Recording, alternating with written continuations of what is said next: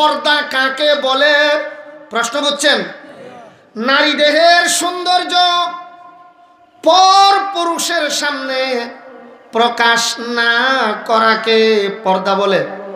আবার বলছি, নারী দেহের সৌন্দর্য পর পুরুষের সামনে প্রকাশ না করাকে পর্দা বলে। মুখস্থ হয়েছে নি? বলেন। নারী দেহের সৌন্দর্য বলেন পর পুরুষের সামনে প্রকাশ না করাকে পর্দা বলা হয়। নারী দেহের সৌন্দর্য পর পুরুষের সামনে প্রকাশ না করাকে পর্দা বলা হয়। নারী দেহের সৌন্দর্য পর পুরুষের সামনে প্রকাশ না করাকে পর্দা বলা হয়। হাদিস শরীফে আসছে, লানাল্লাহুন নাজিরা ওয়াল মানজুরা ইলাই। যে বেপরদা দেখলো অথবা যাকে দেখলো, যিনি দেখেছেন যাকে দেখেছে, আল্লাহর নবী বলেন দুজনের উপরে আল্লাহর লানত, অভিশাপ। প্রশ্ন করতে পারেন, হুজুর যিনি দেখলেন তার গুনাহ হয়, এটা তো বুঝলাম, কেন যারে দেখছে তার কেন গুনাহ হবে, তার উপরে কেন অভিশাপ? তাফসীরের কিতাবে উল্লেখ করা হয় তার উপরে অভিশাপ কেন?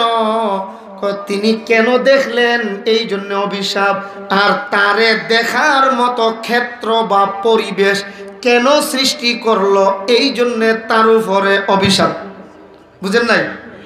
আমি কেন দেখলাম এই জন্য আমার গুনাহ, আর তারে দেখার মতো পরিবেশ কেন সে সৃষ্টি করলো এই জন্য তারও গুনাহ।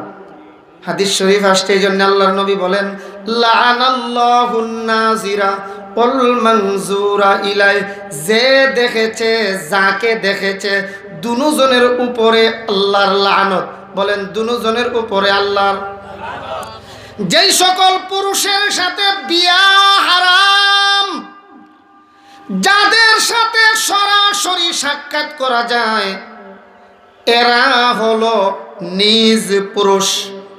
বলেন যাদের সামনে ওঠা বসা চলাফেরা করা যায়, বিয়ে হারাম। যেমন মা ছেলের সাথে বিয়া হইবনি, আপন ভাই বোনের সাথে বিয়ে হবেনি। বলেন বলেন হইবনি? হবে না। ওই মাহারাম, যারা মাহারাম তারা হলো নিজ পুরুষ। আর যাদের সাথে বিয়া জায়েজ, যেমন উনি বিয়ে করলেন এক মেয়েকে, এই মেয়ের আর একটা বোন আছে, যদিও দুই বোনরে একসাথে বিয়ে করা হারাম, করা যাবে না, কিন্তু প্রথম বউ মারা গেলে এর বিয়ে করা যাবে না। সবাই বলেন না কেন? বিয়ে করা যাবে। এতে আবার বুঝে থাকলে বলেন শালি আর দুলাভাই, ওই শালির জন্য দুলাভাই নিজ পুরুষ নাকি পরপুরুষ? এই তো মাশাআল্লাহ বুঝে বলছেন। শালি আর দুলাভাই, শালির জন্য শেলিকার জন্য দুলাভাই নিজ পুরুষ না শরীয়তের ভাষায় পরপুরুষ? তাহলে আবার বলেন তো দুলাভাইয়ের সামনে শেলিকা যাইতে পারবো নি? বাবি এটাও না। আমরা সমাজ তো চলছে মন। ও ভাই, আল্লাহ তাআলা বড় সুন্দর করে বলেন, ও ইমানদাররা ভালো করে শুনে রাখো, ইমানদার নারীরা ঘর থেকে বের হইলে পর্দার সাথে বের হবা। ওই বর্বরতার যুগের নারীদের মতন বেপরদায় বের হয় না। এখানে আমাদের জানা দরকার পর্দা কাকে বলে। মনে আসেনি? কন্ত কি? পরপুরুষের সামনে নারী দেহের সৌন্দর্য পরপুরুষের সামনে প্রকাশ না করাকে পর্দা বলে। এখন তো বুঝলাম পরপুরুষ কারে কয়? নিজ পুরুষ। কন্ত দুলাভাই নিজ পুরুষ না কোরআনের ভাষায় পরপুরুষ? হ্যাঁ, আপন ভাই নিজের পুরুষ, আপন ভাই।